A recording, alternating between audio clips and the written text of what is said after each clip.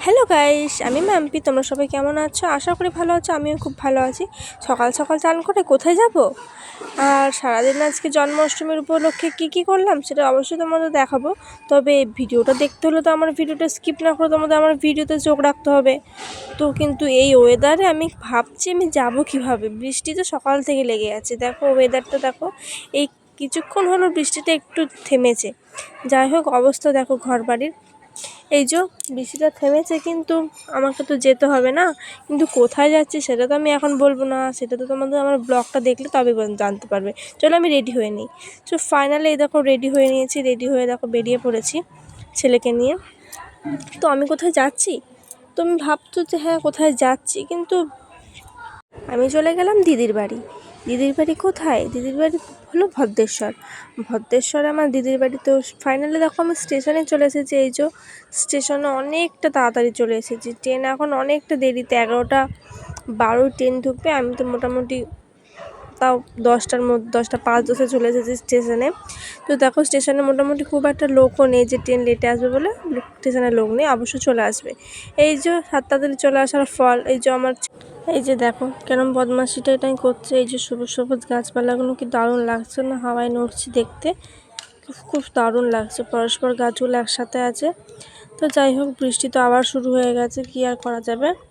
Train তো ঢুকবে এবার 11:05, 11:12 টাইম আছে। তো দেখা যাক কখন ঢোকে।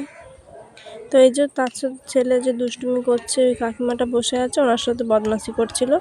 তো যাই হোক, ওনাকে চেনে না, কিন্তু তাও ওনার সাথে বদমাশি করছে। আমি বাবুকে বললাম যে হাই করো, ওই হাই করছিল।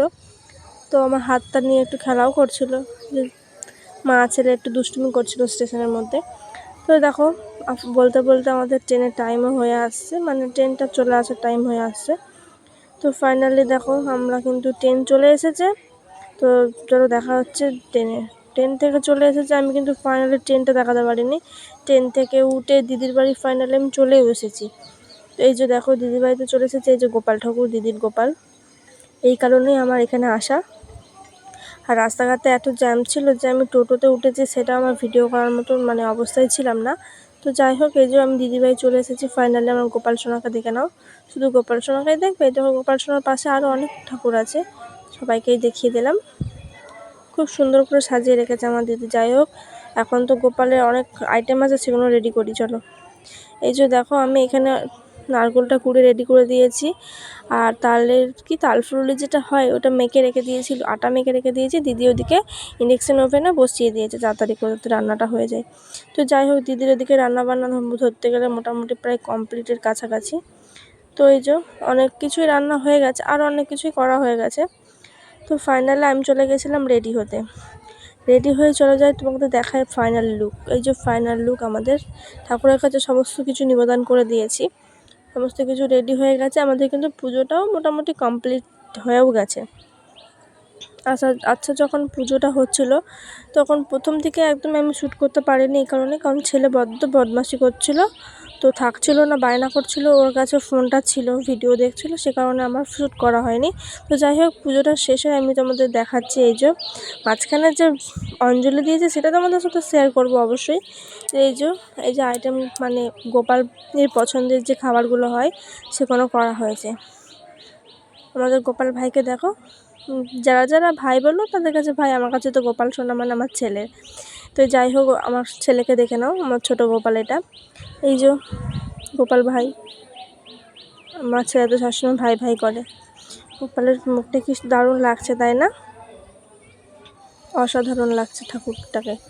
তো তোমরা দেখলেও বুঝতে পারবে ঠাকুরটাকে অবশ্যই ভালো লাগছে না খারাপ লাগছে। তো যাই হোক, এই যে আমাদের মা লক্ষ্মী, এখানে অনেক ঠাকুরই আছে যেগুলো আমি সবার নাম তোমাদের বললাম না। তো ফাইনালি দেখো আমি অঞ্জলি দিচ্ছিলাম, আর ব্রাহ্মণ ঠাকুর জিজ্ঞেস করছিল ছেলের নাম, আমার নাম জিজ্ঞেস করছিল। যেহেতু বাবুর নামে মানুষ ছিল, তো সে কারণে আমি নামটা বলে দিলাম। তো অঞ্জলি আমার দেওয়া ফাইনালি কমপ্লিট। এই যে পুজো পুজো মোটামুটি কমপ্লিট হয়ে গেছে। তারপরে এই যে দেখে নাও তোমরা, এই যে বাড়িতে অনেকজন লোকজন আছে, সেখানে এই যে আমার দিদি দাঁড়িয়ে আছে। ওই যে আর একজন উনি জিজ্ঞেস করছিলেন যে কি ব্লকের শ্যুট চলছে? আমি বললাম হ্যাঁ, এটা ব্লকের শ্যুট চলছে। তো যাই হোক, এই যে আমাদের ঠাকুরের পুজো এই যে দেখে নাও আমাদের মায়ের, মানে গোপালের কাছে মানে ঠাকুরের সামনে যে অবস্থা হয়ে আছে, যাই হোক সেগুলো আমাদের পরিষ্কার করতে হবে।